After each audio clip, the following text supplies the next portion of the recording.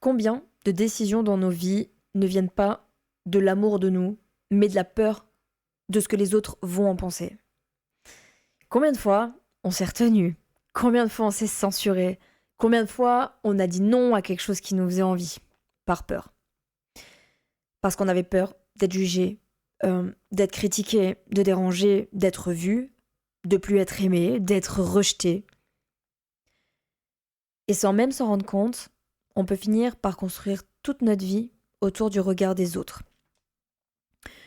Pendant une grande partie de ma vie, j'ai cru que je faisais mes propres choix, j'ai cru que j'étais libre, que j'étais moi. Mais en fait, en réalité, j'ai construit une grande partie de ma vie autour de l'émotion de peur, du sentiment aussi de peur. La peur du regard des gens, la peur du jugement, la peur de ne pas être comprise, la peur d'être trop, la peur de décevoir et surtout la peur d'être rejetée. Et cette peur, sans bruit, construit une prison invisible.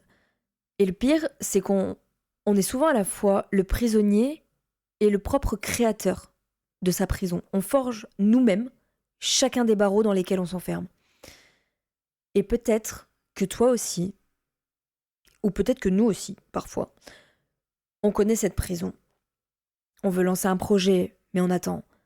On veut poster une vidéo, mais on la supprime. On veut s'habiller comme on a envie, mais juste avant de partir, on change de tenue. On veut dire non, mais on dit oui. On veut s'exprimer sur quelque chose qui est important pour nous, mais on prend sur nous parce que ça risque d'être controversé.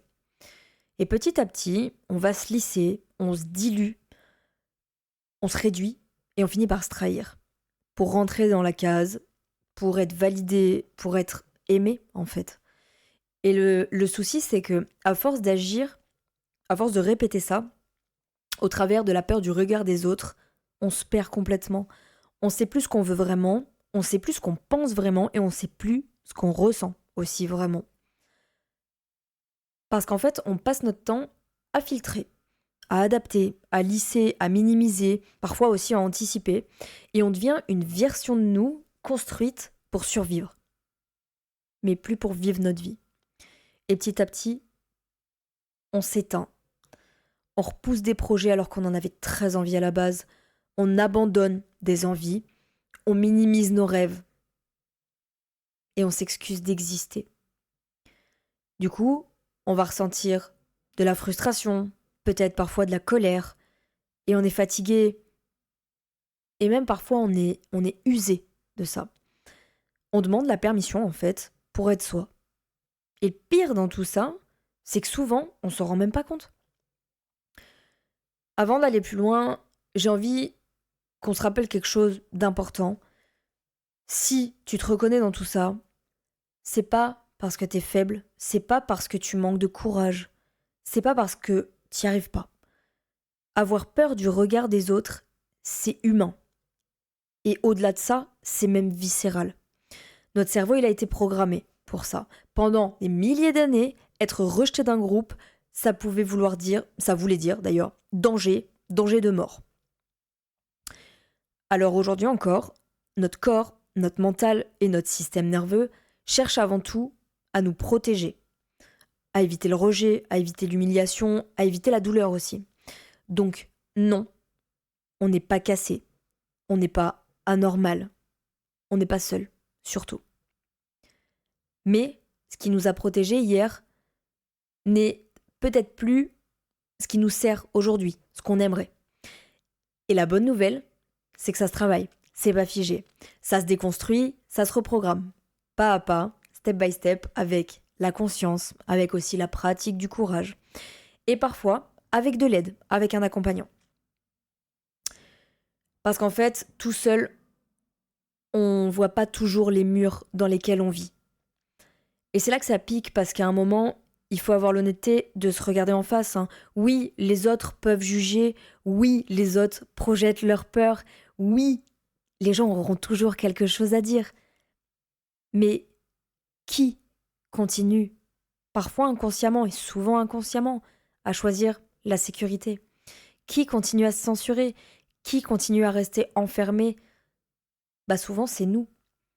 Et je sais que c'est inconfortable à entendre, mais c'est aussi une excellente nouvelle parce que si on est responsable de notre propre prison, bah alors on peut retirer les barreaux un par un. On peut reprendre notre pouvoir d'action, on peut reprendre notre pouvoir de décision, on peut reprendre notre voix, on peut prendre ou reprendre notre place et on peut choisir autrement. Alors aujourd'hui, j'ai envie qu'on se pose cette question. Est-ce que on veut construire une vie autour de laquelle on veut être compris, accepté, aimé?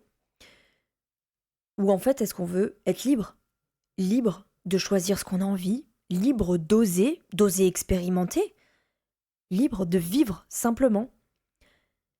Être compris, ça demande parfois de rester petit, de se minimiser, de rester lisse, de rester dans quelque chose d'acceptable, on va dire. Être libre, ça demande souvent d'accepter que ça va déranger des personnes, d'être jugé, d'être incompris. Alors aujourd'hui, j'aimerais qu'on se demande qu'est-ce qu'on ne s'autorise pas à vivre sous prétexte du regard des autres. Et surtout, à quel moment on décide enfin de reprendre notre pouvoir. Parce qu'on n'a pas besoin d'être sans peur pour avancer. On a besoin de décider que notre peur ne choisira plus à notre place.